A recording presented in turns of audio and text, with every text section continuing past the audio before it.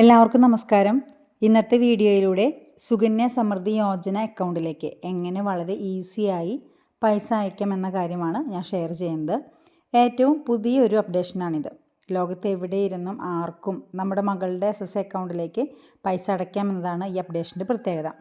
സാധാരണ നമ്മൾ net banking ചെയ്യുന്നത് പോലെ, അതായത് നമ്മുടെ അക്കൗണ്ടിൽ നിന്നും ഡയറക്റ്റ് SS അക്കൗണ്ടിലേക്ക് പൈസ അയക്കാനായിട്ട് ഈ മെത്തേഡിലൂടെ സാധിക്കും.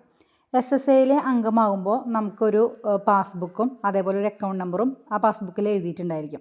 എന്നാൽ നമ്മൾ നെറ്റ് ബാങ്കിങ്ങിലൂടെ ഈ മെത്തേഡിലൂടെ പണം ട്രാൻസ്ഫർ ചെയ്യുമ്പോൾ അതിന് മുൻപ് നമ്മൾ പോസ്റ്റ് ഓഫീസിൽ പോയിട്ട് അവരോട് പ്രത്യേകം പറയണം നെറ്റ് ബാങ്കിങ്ങിലൂടെയാണ് പൈസ അടയ്ക്കാൻ പോകുന്ന കാര്യം. അപ്പോൾ നമുക്ക് ഒരു പുതിയൊരു അക്കൗണ്ട് നമ്പർ അവർ നമുക്ക് തരും.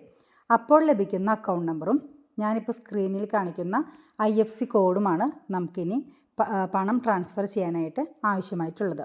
ഈ IFSC കോഡ് നമ്പേഴ്സ് എല്ലാതും IFSC കോഡിൽ എഴുതിയിരിക്കുന്ന ലെറ്റേഴ്സ് എല്ലാം ക്യാപിറ്റൽ ലെറ്ററാണ്. ഞാനത് പറയാം. IPOS0000DOP. അപ്പോൾ IFSC കോഡ് എല്ലാവർക്കും സെയിം ആയിരിക്കും. അക്കൗണ്ട് നമ്പർ ഓരോ കുട്ടിക്കും വ്യത്യാസമായിരിക്കും. ഇനി നമ്മൾ സാധാരണ നമ്മുടെ ഫോണിൽ നമ്മൾ നെറ്റ് ബാങ്കിങ് ഉപയോഗിച്ച് ഫണ്ട് ട്രാൻസ്ഫർ ചെയ്യുന്ന പോലെ ഏത് ബാങ്കിൻ്റെ ആപ്പാണോ ഡൗൺലോഡ് ചെയ്തിരിക്കുന്നത് അത് ഓപ്പൺ ചെയ്യുന്നു. അതിനുശേഷം നമ്മൾ ആദ്യമായിട്ടാണ് ഈ ഒരു അക്കൗണ്ടിലേക്ക് ട്രാൻസ്ഫർ ചെയ്യുമ്പോൾ നമുക്ക് ബെനിഫിഷ്യറി ആഡ് ചെയ്യണമല്ലോ. അവർ ചോദിച്ചിരിക്കുന്ന ഡീറ്റെയിൽസൊക്കെ, പേര്, കാര്യങ്ങളൊക്കെ കൊടുക്കുക. അക്കൗണ്ട് നമ്പർ ചോദിക്കുന്നിടത്ത് SSAയിലെ കുട്ടിക്ക്, നമ്മുടെ മകൾക്ക് ലഭിച്ചിരിക്കുന്ന അക്കൗണ്ട് നമ്പർ ടൈപ്പ് ചെയ്ത് കൊടുക്കാം. IFSC കോഡ് എന്നുള്ളിടത്ത് ഞാൻ നേരത്തെ പറഞ്ഞ IFSC കോഡാണ് ടൈപ്പ് ചെയ്യേണ്ടത്.